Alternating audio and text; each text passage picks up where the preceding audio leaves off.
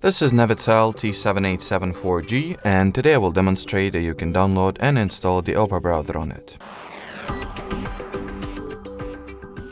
So firstly, make sure that your tablet is connected to Wi-Fi, then launch the Play Store, sign into your Google account if you haven't already. At the search bar, type in Opera.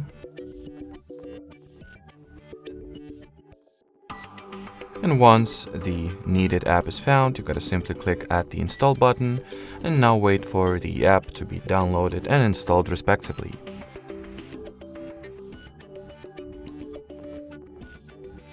Alrighty, so as you can see, the app is now ready to be launched, so we will do exactly that.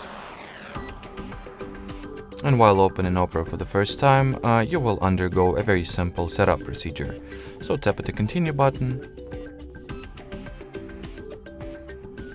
And afterwards, you can either customize the permissions and, security preferences that the Opera will have an access to, or simply allow everything that it asks for, and start using the browser. Alrighty, so that will be it for today. Thanks for watching, and bye-bye.